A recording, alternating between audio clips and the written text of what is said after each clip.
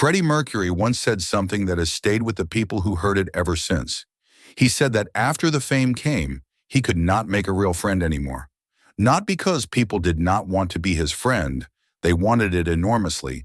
They wanted it with the specific intensity that fame produces in the people who witness it from the outside. But because the person they wanted to be friends with was not him, it was Freddie Mercury. And you cannot be friends with Freddie Mercury. You can admire him. You can love what he does. You can be in the same room and feel, with complete sincerity, that something extraordinary is happening.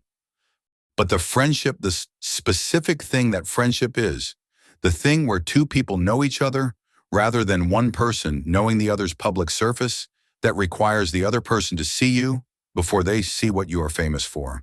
And after 1973, nobody saw Freddie Mercury first. They always saw Freddie Mercury. The person inside the name came second, if at all. He understood this. He lived with it for nearly 20 years. And the people he called real friends, the people for whom the name had come second, because they had met the person before the name existed, he could count them on the fingers of one hand. Mary Austin, Brian May, Roger Taylor, the people from before, the people who had known Farrokh Bulsara first. The specific condition that friendship requires and that fame makes almost impossible is being seen before being known. The person who meets you after you are famous already has a version of you in their mind before the conversation begins. The interviews, the recordings, the photographs, the public persona assembled from years of watching. The meeting begins not between two unknown people discovering each other, but between a person and a version of a famous person already carried around for years. The world's knowledge precedes the personal knowledge and shapes it in ways that cannot be undone. Freddie Mercury understood this in specific and personal terms.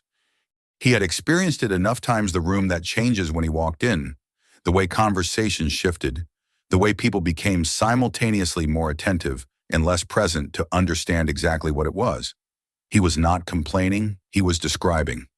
The fame made a specific kind of encounter impossible, and the encounters that had happened before the fame were the ones that had produced the people he called real friends. Mary Austin came before everything. Freddie Mercury met her in approximately 1969 when he was Farrokh Bulsara from Feltham, studying at Ealing Art College, working a market stall in Kensington, not yet in a band anyone had heard of. She was 19, he was 22. The relationship that developed was between two people who had found each other before the world had found either of them. Mary Austin knew Farrokh Bulsara. When Farrokh Bulsara became Freddie Mercury, she knew both. She remained the one person who could see through the stage persona to the person who had been there before it existed, who could call him back to that person when the weight of the fame became too heavy.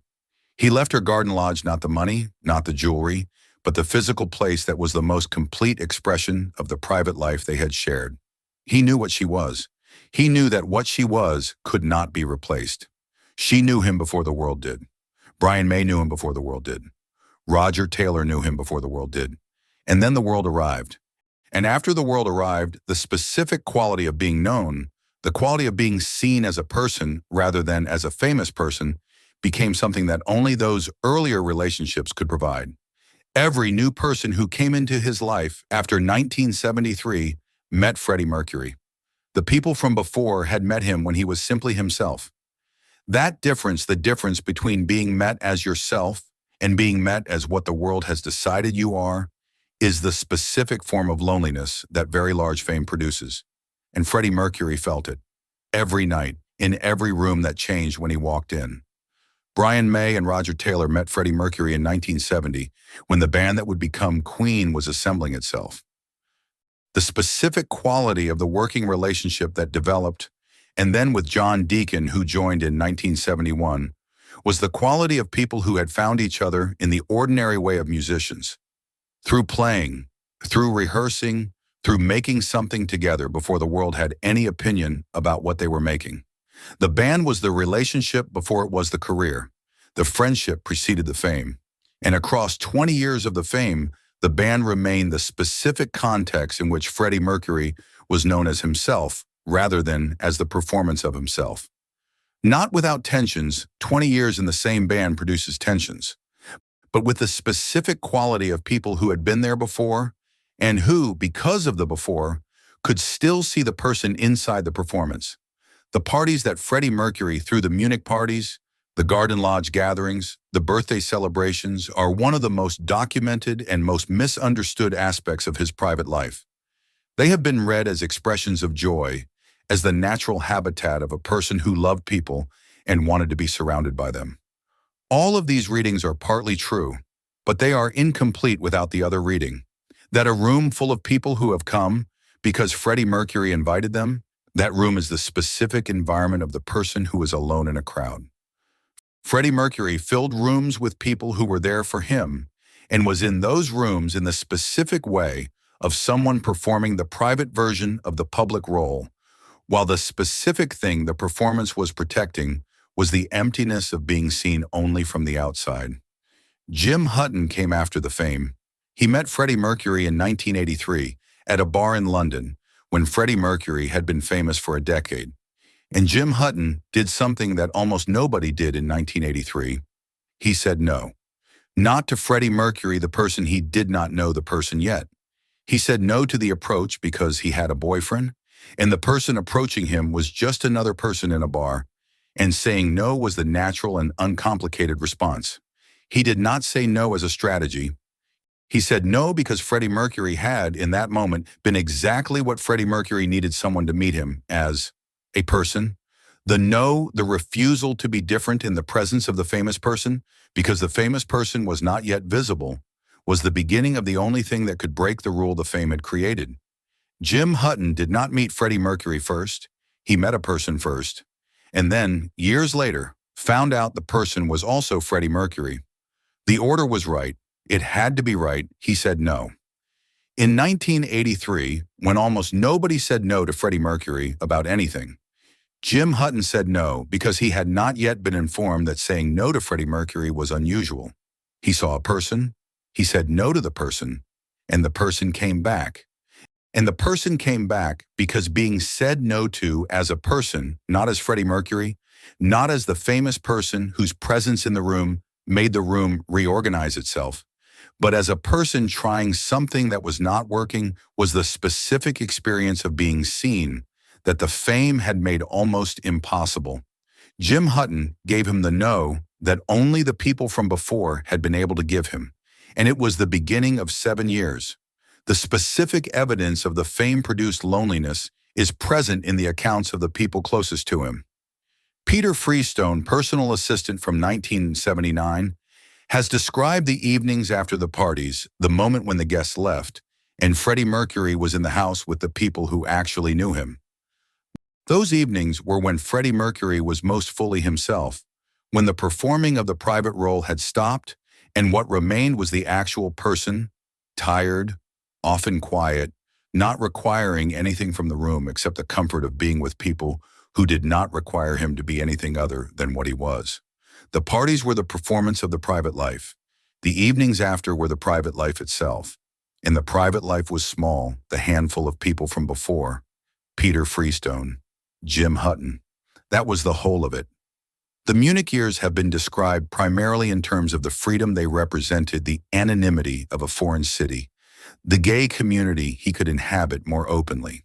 All of this is true. But the Munich years also represent a specific response to the loneliness of the fame, the substitution of freedom for the intimacy the fame had made unavailable. The freedom was genuine, but freedom and intimacy are different things. You can be free without being known. What the Munich years gave him was freedom. What they could not give him was the specific thing Mary Austin had been giving him since 1969, being known. He came back. To London, to Garden Lodge, to the smaller and more complete world of the people from before, because freedom was better than the alternative, but it was not the same as being known. Freddie Mercury spoke about the loneliness of fame with a directness that was unusual for him, the directness of someone for whom the music was not quite sufficient to carry this particular thing. He described the feeling of walking into a room and watching it change. He described the difficulty of trusting what was given to him after the fame, whether the warmth was for him or for what he represented. He described the relationships from before as something he knew he was lucky to have. He did not say this with self-pity, with the specific quality of someone making an accurate assessment of the conditions of their life. He had Mary Austin, he had Brian May, he had Roger Taylor, he had Jim Hutton eventually. He knew what he had. And he knew what the fame had taken, the possibility of finding more of it after. He knew what he had, and he knew what the fame had taken, the possibility of finding more of it after. The rooms that would never change when someone new walked in. The meetings that would never happen between two people who had not yet decided what to think of each other. After 1973, nobody walked into a room with Freddie Mercury without having decided what to think of him. And the deciding happening before the meeting, in the absence of the person, based on the public record of who he was the specific thing that made the meeting not the beginning of a friendship, but the continuation of a relationship that the world had already started without him.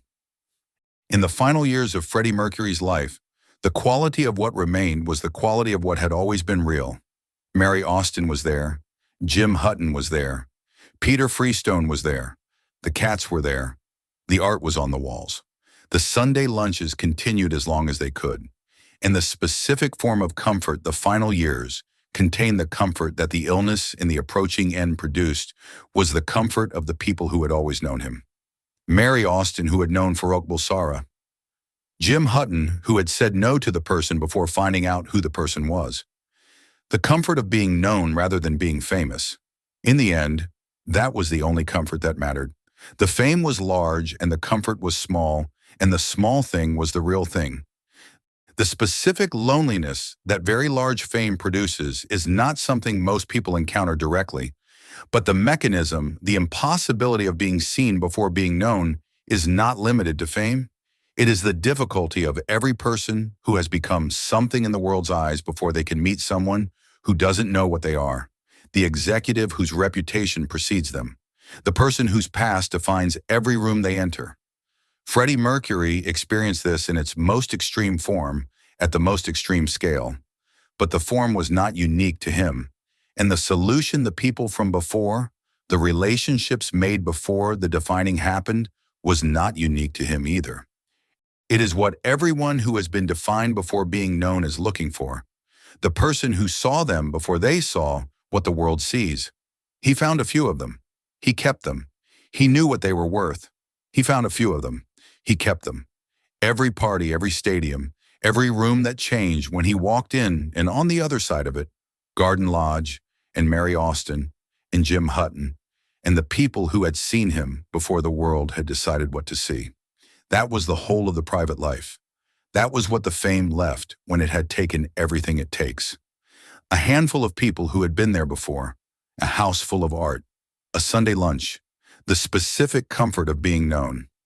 It was enough. He kept it until the end. It was the most important thing he had. The bigger Queen got, the more alone Freddie Mercury became.